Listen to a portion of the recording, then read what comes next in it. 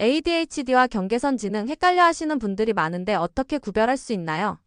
이 경계선 지능이랑 ADHD가 혼동되는 경우가 종종 있습니다. 왜냐하면 둘 다 모두 좀 뭐 집중이 잘 안 되거나 특히 학습에 있어서 좀 어려움을 겪는 경우가 있기 때문에 비슷한 거 아닌가 혼동하시는 경우가 있는데 이건 명확하게 다릅니다. 여러 가지 차이가 있지만 우선 쉽게 설명을 드리면은 ADHD 같은 경우에는 이제 아는데 실행이 잘 안 된다 이렇게 볼 수가 있겠고요. 경계선 지능 같은 경우에는 아예 잘 모른다 이런 식으로 좀 극단적인 설명이지만 이렇게 볼 수가 있습니다. ADHD는 개념 이해는 가능해요. 근데 그게 집중이 잘 안 되고 실행이 잘 안 되는 거고 경계선 지능은 개념 이해 자체가 좀 잘 안 된다 이렇게 볼 수가 있습니다. 그래서 개념 이해가 어렵고 어떤 환경이나 뭐 노력 이런 것들을 조절해도 경계선 지능 같은 경우에는 성과가 잘 안 나요. ADHD는 그런 부분을 조절해 줌으로써 성과가 굉장히 잘 나는 경우도 있거든요. 이걸 조금 비유를 한다면은 ADHD는 자동차 성능은 괜찮아요. 근데 운전자가 이게 미숙하다 이렇게 볼 수가 있겠고 경계선 지능은 자동차의 성능 자체가 저하되어 있다 이렇게 볼 수도 있습니다. 그리고 ADHD는 흥미를 느끼는 건 집중을 또 잘해요. 그 성과를 굉장히 잘 내는 경우도 있습니다.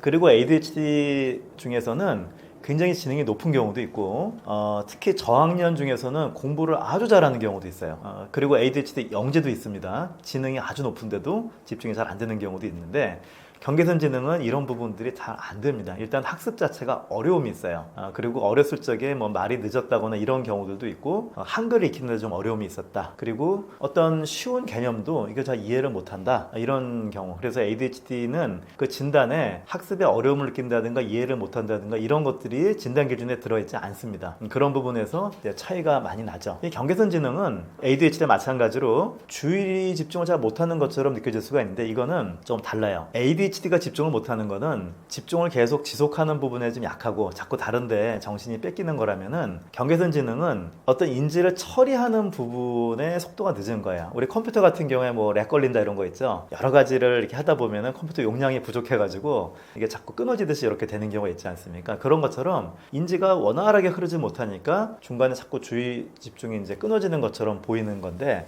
이 집중하는 데 있어서도 그런 차이가 있습니다. 그 밖에 ADHD는 말을 잘하고 또 굉장히 재밌는 경우들이 있어요. 그리고 창의적인 생각들.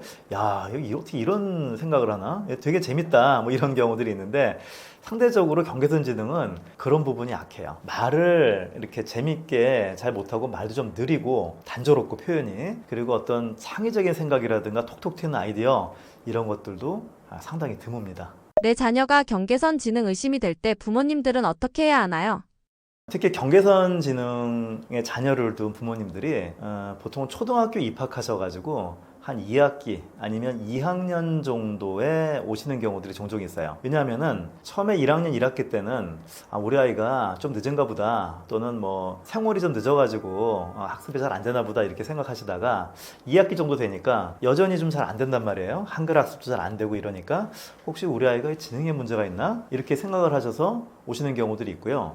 2학년 정도 되면은 그때는 좀 뚜렷하게 부모님들이 의심을 하는 경우들이 있습니다. 특히 이 한글 익히는 게 굉장히 어려움이 있어요. 꼭 그런 건 아니지만 그래서 저도 경계선 지능이 의심되는 경우에는 한글 익힘에 어려움이 없었는지 어렸을 때 혹시 말이나 걸음 특히 이제 말이 좀 늦지 않았는지 이런 부분들 그리고 어떤 걸 이해하는 데 있어서 좀 어려움이 없는지 이런 것들을 물어보고요. 그리고 몇 가지 물어봅니다. 아이들한테 질문을 던져보면은 그래서 거기에 대해서 대답을 어떻게 하느냐 좀 유창하게 하느냐 그 연령대에 맞게 또 사용하는 어휘는 어떤 거냐 라든가 그 대답의 어떤 깊이가 어떠냐 이런 것들을 좀 몇 가지 이렇게 들어보고 하면은 어느 정도 감을 잡을 수가 있어요. 물론 지능 검사를 해봐야 정확하게 알 수가 있겠지만은 사실 전형적인 경계선 지능 같은 경우에는 부모님의 면담 또 아이를 관찰하고 몇 마디 이제 대화를 나눠보고 하면은 대략 경계선 지능 가능성이 높겠구나 이렇게 알 수가 있죠. 예를 들어서 이런 것도 있었어요. 전에 3학년짜리 아이가 왔는데 너는 무슨 계절을 좋아해? 이렇게 물어봤거든요. 근데 엄마 계절이 뭐야? 이렇게 물어보는 거예요. 네. 그래서 봄, 여름, 가을, 겨울이 계절이야. 어느 계절이 좋아? 대답을 잘 못해요. 어느 계절이라도 자기 생각대로 얘기를 하면 되는데 뭐뭐 못하다가 겨울이 좋아요. 왜 겨울이 좋아? 모르겠어요. 이렇게 얘기를 합니다. 그러니까 옆에서 이제 어머님이 뭐 조금 코치를 해주시니까 눈이 내려서 좋아요. 눈이 내리면 뭐해? 그럼 눈사람 만들어요라든가 얘기를 하면 되는데 또 몰라요. 이런 식으로 얘기를 합니다. 이게 몇 가지 보면 알 수가 있죠. 계절이라고 하는 거를 모르는 것도 있지만 대답할 때 자기 생각을 잘 얘기를 하지 못하고 그리고 굉장히 단조롭죠. 이유도 설명을 잘 못하고 쓰는 어휘 같은 것도 굉장히 그 수준보다 좀 낮은 유치한 단어들을 쓰거든요. 이런 것만 가지고 판단해서는 안 되지만 이런 것들을 봤었을 적에 가능성이 높겠구나라고 우리가 한번 의심해 볼 수가 있는 거예요. 그 아이는 좀 두드러진 경우였는데 뭐 제가 몇 가지 물어보는 게 있거든요. 뭐 어느 계절을 좋아해? 이런 것들. 일단 계절이라는 단어를 알아야 되죠. 그리고 어떤 거를 좋아할 때 왜 좋아하는지를 이제 물어본단 말이에요. 처음에는 어느 계절 좋아해? 이건 이제 닫힌 질문이죠. 봄, 여름, 가을, 겨울 중에 하나를 얘기하면 되니까. 그 다음에 왜 좋아해? 이거 열린 질문으로 들어갔었을 때 자기가 어떤 식으로 답변하는가 이런 부분들에 있어서 차이가 굉장히 많이 나요. 예. 그리고 뭐 좀 이런 질문도 할 수가 있습니다. 체육 시간에 피구를 한다 이제 이렇게 얘기를 해요. 그럼 피구가 뭐야? 이렇게 설명 좀 해줄래? 이렇게 물어봤었을 때 많은 아이들이 그냥 공을 던져서 맞춰요. 이렇게 얘기를 합니다. 공을 던져서 맞춰요. 이게 공을 던져서 맞추는 건 맞는데 모르는 사람한테 그렇게 설명을 하면 이게 알 수가 없잖아요. 뭐 작은 공인지 큰 공인지 뭐 어디서 누가 누구한테 던진다는 건지. 원래는 바닥에 금을 긋고 거기에 뭐 서로 다른 팀이 들어가서 서로 상대방한테 공을 던지고 뭐 맞으면 나가고 뭐 이런 식으로 얘기를 해야 되는데 그냥 공을 던져서 맞춰요. 어떻게 맞춰? 근데 조금 더 이제 물어보면은 모르겠어요. 이렇게 표현도 잘 안 되고 그리고 상대방의 입장에서 저 사람이 모른다면 나는 어떻게 설명해야 되겠는가 이런 부분도 잘 안 되는데 이게 1학년, 2학년짜리 애들이 아니라 5학년, 6학년 중학생들도 그래요. 그러니까 경계선 지능으로 온 친구들이 다 그런 건 아닌데 이렇게 기본적인 질문에 대한 답변도 좀 어려운 경우가 많다 이제 하는 거죠. 경계선 지능 증상들에는 무엇이 있나요? 경계선 지능의 제일 큰 증상은 한마디로 지능이 정선보다 조금 낮다 보니까 어떤 학습이나 일상생활에서 이해를 해야 되는 부분들에 대해서 이해를 잘 못한다는 거예요. 그리고 학습 능력이 굉장히 저하가 됩니다. 그래서 이 정도 수준은 해야 된다라고 하는 거를 잘 못 따라가요. 예를 들면 아까 말씀드린 한글 익힘이라든가 그런 거 외에도 글을 뭐 읽고 쓰는 거 이런 부분도 굉장히 오래 걸리고요. 그리고 어떤 부분에 있어서 개념 이해가 잘 안 되다 보니까 예를 들면은 사과가 뭔지는 아는데 사과가 과일이다 이런 식으로 유목하는 이런 부분들의 어려움이 있어요. 개념을 하고 묻고 근데 이런 게 학습에서 굉장히 중요하거든요. 그런 것들이 어렵다 보니까 특히 우리나라는 학교 들어가서 학습하는 데서 굉장히 중요시 여기는 나라인데 학습에 있어서의 어려움이 있고 학습뿐만이 아니죠. 내 친구들하고 대화를 할 적에 이 친구들 대화를 잘 못 따라가고 대답을 할 적에도 자기 입장에서만 얘기를 하고 좀 핀트를 놓치다 보니까 친구 관계도 좀 잘 원활히 안 되는 경우들이 많죠. 그런 부분들에 있어서 어려움을 많이 겪습니다. 그래서 우리 아이가 단순히 집중을 못하는 게 아니라 어떤 학습에 있어서 굉장히 느린 학습자다. 그리고 어렸을 적부터도 뭔가 발달이 좀 느렸다. 이게 갑자기 생기는 게 아니거든요. 그래서 그런 부분들이 있고 특히 초등학교 입학한 다음에도 학습을 따라가는데 어려움이 있다. 단순히 그냥 이건 느린 정도가 아니라 어려움이 있다라고 판단된다면은 그때는 전문기관을 찾아보시는 게 좋습니다. 내가 ADHD인지 경계선 지능인지 알 수 있는 자가진단법이 있나요? 내가 ADHD인가 또는 경계선 지능인가 그 구분을 하기 위해서 몇 가지 이제 보실 점들이 있는데 예를 들면은 성인분들 같은 경우에 어떤 학습이나 업무가 어려움은 없는데 실행이 잘 안 되나 아니면 그 자체가 이해가 잘 안 되고 어려움이 있는가 일단 이런 부분들이 큰 차이점이 됩니다.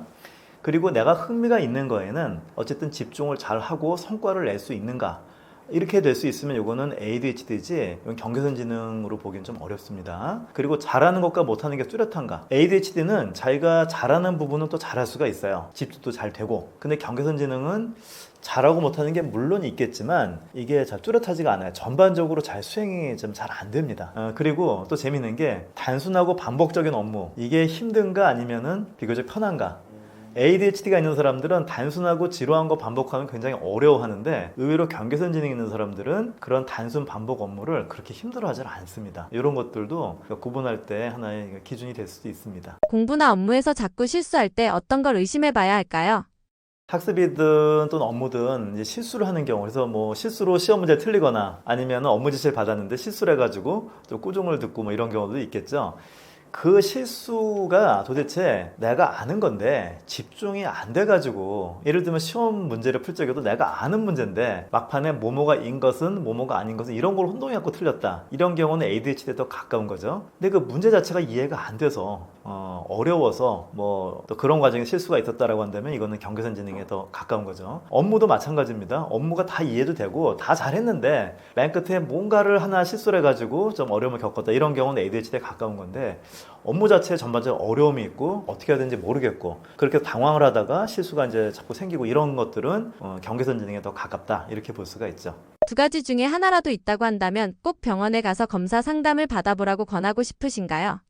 네, ADHD든 경계선 지능이든 의심이 되면은 빨리 전문기관을 찾아서 진단을 우선 받아보시고 정말 내가 해당하는 어떤 진단이 있다, 거기 어떤 진단을 받았다라고 한다면은 조기 진단, 조기 치료, 빨리 대책을 세워서 치료를 해주시고 대책 마련해 주시는 게 굉장히 중요합니다. 왜냐하면은 이게 뇌라고 하는 게 늘 발달되는 게 아니거든요. 어렸을 때일수록 뇌가 유연할 때 주의력 훈련을 하든 또는 뇌를 발달시킬 수 있는 어떤 치료를 하든 간에 효율이 높아요. 그래서 우리 아이가 또는 내가 의심이 된다면 하루빨리 뒤로 미루지 마시고 전문기관을 찾아서 우선 진단을 받아보시는 게 매우 중요합니다.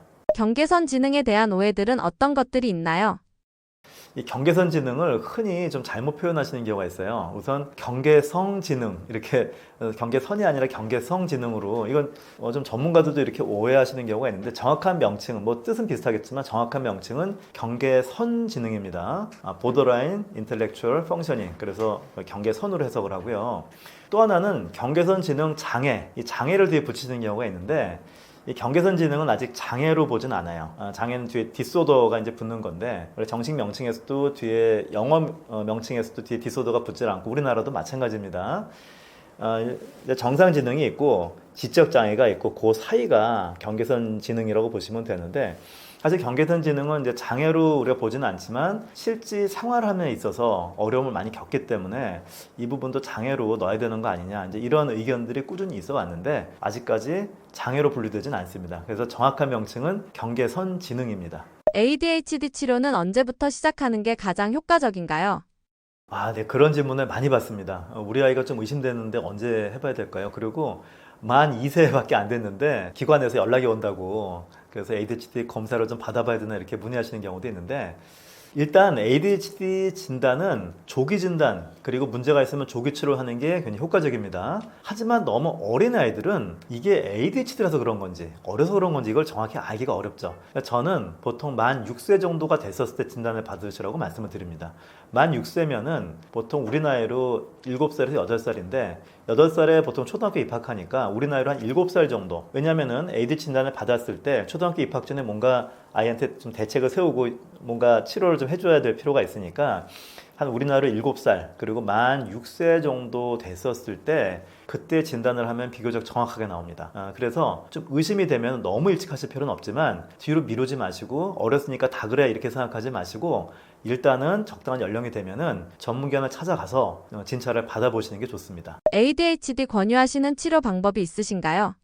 우리나라는 의료 체계가 두 가지로 되어 있잖아요. 이제 그게 뭐 양방이 있고 한방이 있는데 저는 뭐 한의사니까 주로 한방 치료에 대해서 말씀을 드려야 될 것 같은데 제가 한의사라고 해서 어떤 뭐 정신과 약물에 대해서 부정적으로 말씀드리진 않습니다. 제가 뭐 조금 말씀을 드리자면 정신과 약물 같은 경우에는 특히 과잉행동 충동이 있는 그런 어린 학생들 그래서 학교에서 자꾸 지적이 있거나 뭐 수업에 방해가 된다든가 이럴 적에 약을 복용하면 비교적 빠른 시간 내에 아이가 이제 좀 차분해져요. 그런 부분에 있어서 장점은 있는데 물론 또 약물에 뒤따르는 부작용도 있겠지만요. 그런 부분에 있어서 이제 장점이 있을 거고요. 한방 치료를 본다면은 일단 한약이 상당히 도움이 됩니다. 어떤 점이 도움이 되냐면은 결국 ADHD 아동은 뇌를 발달시켜야 되는 거죠. 전두엽이 발달이 돼서 뇌가 성숙이 돼야 자기 행동을 조절하면서 집중을 유지하고 과잉행동 충동을 조절할 수 있단 말이에요. 그런 면에서 뇌를 발달시켜준다는 거는 현대의학에서도 마땅한 처방이 없습니다. 근데 한의학에는 재밌게도 그런 처방들이 잘 나와 있어요. 이 동의보감에 보면은 그 소화편에 뭐 어지 행지 그래서 어지는 말이 늦은 거, 행지는 걸음이 늦은 건데 옛날 사람들이 봤었을 적에 뇌의 발달을 아마 그런 식으로 이제 본 거죠. 그럴 적에 어떤 처방을 쓴다라는 게 있습니다. 예를 들면 한의학적으로는 이 콩팥, 신장의 선천적인 기운, 내가 태어날 때 받은 기운이 거기에 있다라고 얘기를 합니다. 그리고 그 기운이 신장의 기운이 뇌를 형성하는 중요한 이제 근원이 되는 거예요. 그래서 이 신장의 기운을 보강을 하는 게 뇌를 발달하는데 굉장히 도움이 됩니다. 예를 들면 육미지황탕 같은 이제 그런 처방들이 있는데 이거는 현대에서 이런 실험도 많이 돼 있어요. 실제로 뭐 그런 흰 쥐를 대상으로 했었을 때 인지 기능이 향상되는가라든가 발달이 늦은 아이들한테 약을 썼었을 때 대저군에 비해서 말이나 걸음이 향상된 속도가 얼마나 개선되는가 이런 실험도 많이 남아있는 그런 좋은 약인데 뭐 이런 계통의 처방을 한다든가 함으로 해서 일단 뇌를 발달시켜 준다는 거에 이제 집중을 하고요. 그 다음에 과잉 행동이 있다는 거는 열이 많다라고 봅니다. 열이 있으면 물도 가만히 있지 않고 막 움직이죠. 부글부글 끓고 옥수수도 열을 가면 튀면서 팝콘이 되잖아요. 그런 것처럼 아이의 행동이 과하고 가만히 있지 못하는 건 열이 있다. 한의학적으로는 음이 부족하고 열이 있다 이렇게 보기 때문에 음의 기운을 보강해주고 열의 기운, 과도한 열을 식혀주면 아이가 좀 차분해집니다. 그리고 얌전한데 집중을 못하는 아이들, 이런 아이들은 머리로 맑은 기운을 올려준다라는 측면에서 치료하는 게 효과적이에요. 이제 승청, 맑은 기운을 위로 상승시킨다. 그래서 승청이라고도 하고 승양이라고도 하는데 이런 학생들이 다 그런 건 아니지만 대부분 소화 기능이 약한 경우가 많습니다. 입도 짧고 잘 안 먹고 마르고 이런 경우들이 많죠. 한의학에서 맑은 기운을 위로 올려주는, 머리를 올려주는 기능을 하는 게 바로 이 소화기관 비위입니다. 그래서 비위 기능을 잘 도와주고 맑은 기운을 위로 올리면은 집중력이 실제로 이제 향상이 돼요. 그래서 이런 부분들, 이 아이가 과잉행동 충동이 있느냐 또는 주의력만 약하냐 뭐 같이 있냐 이런 것들을 한의학적으로 변증한다 그러는데 변증을 해가지고 그 아이한테 맞는 약을 맞춤식으로 처방할 수 있다는 게 한의학의 장점입니다. 그 외에 이제 두뇌 훈련이 있어요. 이 결국은 뇌를 발달시켜 준다는 측면, 그리고 나한테 약한 인지 기능들이 있죠. 우리 주의력 검사를 해보면은 주의력이 단순히 뭐 한 가지만 있는 게 아니라 시각 주의력, 청각 주의력, 그밖에 분할 주의력이라든가 또는 여러 가지 시각적인 인식을 할 때 간섭을 얼만큼 덜 받는가, 또는 작업 기억, 이건 작업 기억은 기억이라고 하지만 주의랑 가까운 건데 잠깐 보고서 그걸 얼만큼 기억하냐 이런 부분들이 다양하게 우리 그 주의력의 여러 종류들인데 그 중에 검사를 보면 나한테 약한 부분들이 나옵니다. 그 부분을 표적으로 해서 집중적으로 훈련을 시켜줄 수 있는 방법들이 있어요. 예를 들면은 컴퓨터 인지 훈련, 레아컴이라는 그런 훈련이 있는데 그거는 나한테 부족한 그런 인지들을 훈련을 시켜줌으로써 향상시킬 수 있는 그런 방법이고요. 그 밖에 또 뉴로피드백이라는 훈련이 있습니다. 그거는 우리 뇌는 결국 전기 신호로 작동을 하는데 그걸 우리가 읽어낸 걸 뇌파라고 합니다. 뇌파 중에서 특정한 뇌파가 나올 때 집중이 잘 되고 마음이 편안합니다. 예를 들면 뭐 SMR이라든가 이런 알파, 베타 사이에 있는 그런 뇌파들이 잘 나오면 집중도 잘 되고 마음이 편안한데 그걸 인위적으로 낼 수가 없잖아요. 그래서 그런 뇌파, 목표로 하는 부위에 목표로 하는 뇌파가 잘 나올 수 있도록 도와주는 게 뉴로피드백이라는 훈련입니다. 이런 훈련도 굉장히 효과적이고요. 그 밖에 뭐 청각 주의력이 약하면은 청지각 훈련을 한다든가 특정한 부분에 뭐 늦은 부분이 있으면은 뭐 감각 통합 훈련으로 감각을 통합시켜 줌으로써 뭐 수행 속도를 개선한다든가 이런 여러 가지 훈련들이 있기 때문에 약을 복용하는 것과 두뇌 훈련을 병행하는 게 가장 좋은 방법입니다. 특히 약과 두뇌 훈련에서 좀 차이가 있는데 한약 같은 경우에는 물론 뇌를 이제 발달시켜주고 하니까 약을 복용한 뒤에도 상당 기간 효과가 이제 오래 유지가 된다는 장점이 있어요. 두뇌 훈련은 우리가 예를 들면은 수영이나 자전거 한번 익혀두면 평생 할 수 있죠. 우리 몸이 기억을 하죠. 체득이 되는 것처럼 이런 두뇌 훈련을 꾸준히 하면 뇌의 신경망, 뉴런이라는 뇌의 그 세포들이 이어지면서 뇌가 학습을 하고요. 한번 형성된 뉴런의 이런 학습 구조는 이게 쉽게 무너지지 않습니다. 그래서 좋아진 만큼 굉장히 오래 지속이 된다는 장점이 있어요. 그래서 이 약을 복용하는 것과 두뇌 훈련을 같이 병행하는 게 가장 좋은 치료 방법입니다. 약만 먹으면 치료가 끝인가요? 부모 교육과 행동 치료는 왜 그렇게 중요한가요?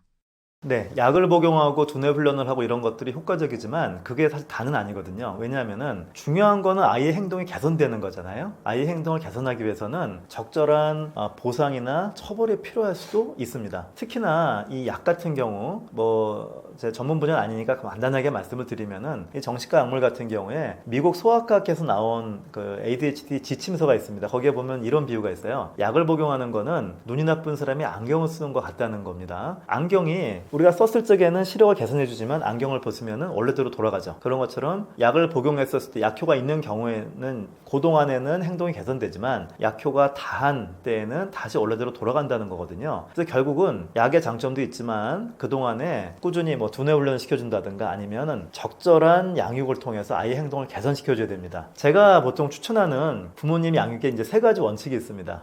첫 번째가 뭐냐면은 귀찮지만 위험하지 않은 행동은 무시하라. 두 번째는 해서는 안 되는 행동은 즉각 중단 후 벌을 줘라. 세 번째는 잘할 때 즉각 칭찬해줘라. 이 3가지 원칙입니다. 이걸 조금 설명드리자면 보통 ADHD는 아동들 같은 경우에 괜히 떼를 쓰는 경우들이 있죠. 뭐 이거 사줘, 저거 사줘, 뭐 해줘 이렇게. 근데 그런 경우에 이제 일일이 반응을 하시게 되면은 물론 그렇게 하지 말라고 혼을 내시고 다그치시겠죠. 근데 그렇게 혼을 내고 다그치는 게 아이 입장에서 보면은 일단 관심 끌기에 성공이 돼요. 특히나 형제가 있는 경우에는 형제들은 서로 부모님의 관심을 갈구하는데 내가 어떤 문제 행동을 하면은 부모님이 나를 혼내기 위해서 결국은 동생 다른 형제는 뒷전이고 나한테만 관심을 주게 되겠죠. 혼은 나지만 관심을 내가 끈다는 면에서는 일단 성공이 되고 그게 보상이 될 수가 있어요. 하나의. 그렇기 때문에 귀찮은데 위험하진 않은 행동, 이런 행동은 무시를 하셔야 됩니다. 이거 적극적인 무시라고도 볼 수가 있는데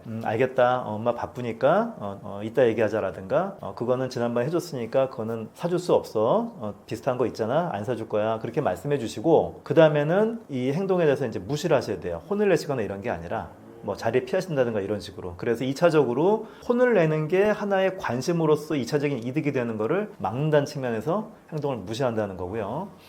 그러다 보면은 해서는 안 되는 행동, 예를 들면은 뭐 동생을 때린다든가 또는 높은 곳에 뭐 올라가서 유리창에 앉아 있다든가 이렇게 해서는 안 되는 행동들이 있죠. 그런 행동은 즉각 중단을 시키고 그 다음에 벌을 주셔야 되는데, 벌이라고 해서 꼭 무슨 무서운 체벌 이런 게 아니라 미리 벌을 정해놓으시는 게 좋아요. 너 앞으로 동생한테 나쁜 말 하거나 때리면은 너는 벽을 보고 5분 동안 서 있어야 돼 라든가, 뭐 너는 그날 뭐 TV는 못 보는 거야 라든가 미리 정해진 걸 주시고, 그 다음에 아이가 문제 행동을 할 때 보통 한 번 정도 경고를 주세요. 너 경고야, 한 번 더 하면은 너 정해진 대로 너는 벌을 받게 되는 거야, 조심해, 이렇게 경고해 주시고, 그래도 또 반복되면은 그때는 벌을 주시는데, 또 벌을 주실 때 중요한 요령이 최대한 감정을 자제하셔야 돼요. 감정을 자제하시고 정해진 대로 좀 드라이하게 우리 이렇게 잘못하면 이렇게 벌 받기로 했지, 자 이렇게 하자, 그렇게 하시고 그거를 반드시 해주셔야 됩니다. 보통 그 상황이 되면 아이가 막 싹싹 빌면서 한 번만 봐주세요, 다시는 안 그럴게요, 막 이렇게 이제 호소하는 경우가 있는데 마음이 약해지셔가지고 한 번만 봐준다, 다음에 그러면 안 돼, 이런 식으로 넘어가실 수도 있는데, 그러다 보면 아이 입장에서는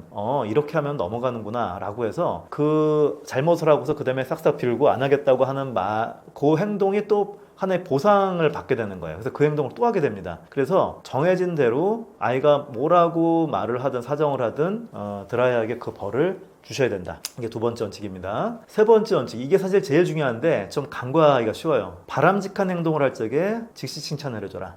이거 왜냐하면 바람직한 행동을 하면 이건 당연한 행동 같으니까 그냥 넘어가시는 경우가 많거든요. 그냥 흐뭇하게 생각하시면서. 그러지 마시고 그 즉시 칭찬해 주셔야 됩니다. 아이가 ADHD가 있다고 해서 항상 동생을 괴롭히는 게 아니죠. 동생 이뻐하고 좋아해 주는 경우도 있잖아요. 그럼 그럴 때 가서 아이한테 많은 관심을 주시고 칭찬을 많이 해주세요. 이게 뭐 무슨 용돈을 주시고 이럴 필요도 없어요. 그냥 말로써 칭찬해 주시고 이런 것만으로도 아이는 충분히 도움이 될 수 있습니다. 근데 이 칭찬을 나중에 해주시면 효과가 떨어져요. 그러니까 저녁 식사하실 적에 야, 아침에 너 학교 갈 때 보니까 너 준비 빨리 했더라, 너 동생 챙겨주더라, 잘했어, 이런 효과가 떨어집니다. 그 즉시 칭찬을 해주셔야 그 행동과 칭찬이 연합이 돼서 행동이 개선이 되는 거예요. 그리고 당연히 하는 행동이 아니라 작은 행동이라도 발견하시고 칭찬해 주시고, 처음엔 칭찬을 아낌없이 해주시고 어느 정도 행동이 개선되면은 그것보다 조금 더 잘하는 행동에 대해서 칭찬을 해주시고, 이렇게 칭찬도 조금 더 그 수위를 높여가면서 해주시면 더 효과적입니다. 이 세 가지 원칙이 중요한데 이거 좀 어려우실 수도 있거든요. 이런 게 어려우시면은 좀 전문가랑 상담을 하시거나 아니면 이런 책이나 영상 같은 걸 이제 잘 참고하셔가지고 이거를 실제로 아이 행동에 대입해 보시면 의외로 상당히 도움이 됩니다. 저도 저희 애들 어릴 때 이렇게 해봤는데 굉장히 효과가 있더라고요.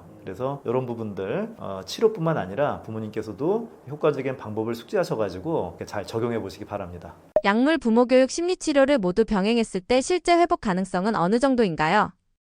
저희 한의원의 경우로 설명을 드리겠습니다. 저희 한의원은 ADHD 아동이 오면 또 ADHD 뭐 성인도 마찬가지인데 이제 그에 맞는 적절한 맞춤 한약을 쓰고 두뇌 훈련을 합니다. 이 전후 비교를 해야 돼요. 이게 정말 개선되는지를 알려면은 저희는 어떻게 하냐면 처음에 내원했었을 때 그 ADHD에 대한 척도들이 있죠. 그 부분과 그 다음에 컴퓨터를 이용한 주의력 검사를 합니다. 그래서 일정한 기간 약도 복용하고 훈련을 하죠. 훈련은 최소 20회를 하게 되어 있습니다. 20회 훈련을 하고 그 다음에 똑같은 환경에서 복용하고 있던 약이 있다면 약을 중단하고 똑같은 환경에서 다시 한번 주의력 검사를 재검을 하는 거예요. 그래서 처음에 검사에서 정상 범위를 벗어났던 게 얼만큼 회복이 되느냐라는 걸 보는 거죠.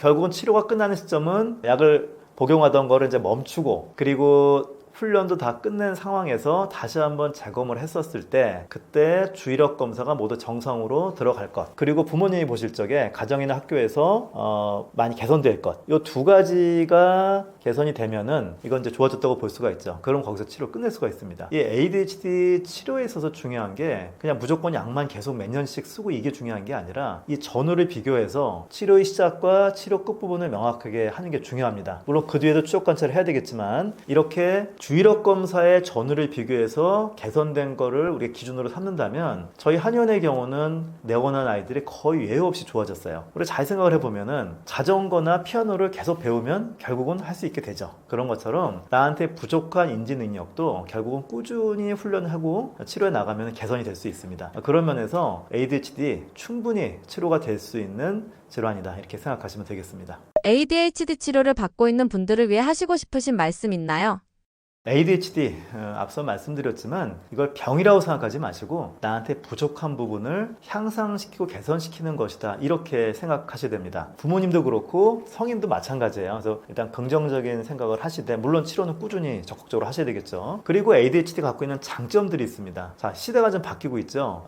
지금 AI가 앞으로 엄청나게 발달할 것이고 곧 로봇도 아마 많이 발달될 것 같아요. ADHD가 있는 분들이 힘든 게 뭐냐면은 보통 학생들 같은 경우 학습과 친구 관계입니다. 그리고 이런 부분들이 계속 나를 좀 힘들게 하는 경우가 있어요. 특히 성인 같은 경우에는 인간관계에 좀 어려움을 겪기도 하죠. 예전에는 인간관계가 좋지 않으면 여러 가지로 어려움을 겪었죠. 아주 옛날로 가면은 뭐 선사시대에는 정말 같이 사냥을 했어야 되죠. 사냥을 혼자 하기가 어려우니까. 거기서 이 무리에서 이탈이 되면은 아마 굉장히 힘들었을 거예요. 그리고 그 다음에 농경사회로 들어가죠. 특히 이 동아시아 같은 경우에는 벼농사를 짓는데 벼농사는 난이도가 높기 때문에 같이 협동을 해야 된단 말이에요. 그 무리에서 이탈되면 아주 힘듭니다. 그래서 이 존댓말도 발달을 하잖아요. 같이 무리를 지어서 이제 많이 하다 보니까 그런 남이 중요하고 남을 인식하고 이런 것들이 우리 사회에 많이 이제 만연되어 있는데, 앞으로는 내가 남에 의존하지 않고서도 얼마든지 먹고 살고 재밌게 생활할 수 있는 시대가 옵니다. 이미 왔지만 앞으로 더 올 거예요. 인관계가 왜 중요합니까? 첫째는 그래야 내가 생존을 하니까, 둘째로는 혼자 있으면 심심해 이런 부분들인데, 이제는 혼자서도 얼마든지 생활할 수가 있고 자기 생존할 수가 있고 또 혼자 있어도 심심하지 않은 그런 시대가 이제 온다는 거죠. 그런 면에서 너무 ADHD가 있다고 해서 이 아이의 또는 나의 미래에 대해 걱정하지 마시고 내가 갖고 있는 장점들 있죠. 창의력이라든가 나의 솔직 담백함, 그리고 내가 관심 있는 분야에 굉장히 집중하고 몰입해서 성과를 낼 수 있는 거, 그리고 뭔가를 오래 꾸준히 못하지만 빠른 시간에 순발력 있게 해치우는 것들, 이런 나의 장점을 잘 부각을 해 나간다면 ADHD라고 하더라도 얼마든지 좋은 성과를 낼 수가 있고 또 행복하게 살아갈 수 있습니다. 그래서 모든 ADHD를 가진 분들 많이 격려하고 싶습니다. 화이팅입니다. 저는 강남역에서 이제 수인지 한의원을 운영하고 있는 한의사입니다. 수인지 한의원 원장인데, 저희는 틱이랑 ADHD 두 가지 진료만 하고 있습니다. 제가 여러 가지 진료도 과거 해보고 했는데 결국은 이 선택과 집중을 해야 어떤 거든지 좋은 성과를 낼 수 있겠구나라고 생각을 해서 이렇게 두 가지 질환에만 집중해서 한 지 벌써 20년 이상 되는 것 같습니다. 제가 일본 여행을 갔었는데, 일본을 가보면은 왜 몇 대째 내려오는 우동집, 과자집 이런 게 있잖아요. 그런 것처럼 어떤 틱이나 ADHD에 있어서도 그런 하나의 오랫동안 우동만 또는 오랫동안 스시만 해오는 그런 셰프처럼 그렇게 어떤 질환에만 집중해서 더 실력을 쌓아나가고 치료 효과를 높이는 게 전 중요할 것 같아서 이렇게 두 가지 질환에 집중하고 있습니다. 그리고 보면 ADHD라든가 또는 틱장애 이런 부분에 있어서 잘못 알려지는 게 많이 있거든요. 그런 부분들 오해도 바로 잡고 또 정확한 또 좋은 정보를 전달드리기 위해서 유튜브를 저도 이제 운영하고 있는데, 하나는 틱장애 한의사, 하나는 ADHD 대표 채널이라는 채널입니다. 그래서 혹시 뭐 ADHD라든가 틱에 대해서 궁금하신 점이 있으시면 저희 채널에 오시면 많은 정보를 얻으실 수 있을 거라고 생각을 하고요. 그리고 저는 수인제 두뇌과학이라고 하는 두뇌 훈련센터를 운영하고 있습니다. 제가 특히나 이 ADHD라든가 경계선 지능 발달 장애 아동들을 보니까 이거는 두뇌 훈련이 굉장히 도움이 되더라고요. 근데 저희가 뭐 강남역에 있긴 하지만은 멀리서 오시는 분들이 다 오시긴 어려우니까 교통이 편하다고 하더라도 그래서 이제 지점을 두게 된 겁니다. 현재는 분당이나 목동, 잠실 쪽에 지점이 있는데 그런 지점에 방문하셔도 거기는 뭐 병원이 아니니까 무슨 약을 복용하고 하는 건 아니지만은 ADHD, 발달 장애 또는 학습 장애, 경계선 지능 이런 여러 가지 부분에 있어서 도움이 되는 그런 훈련을 받을 수가 있습니다. 그래서 혹시 그런 쪽에 궁금하신 분들은 수인제 두뇌과학을 검색하셔서 한번 방문해 보시는 것도 큰 도움이 될 것 같습니다.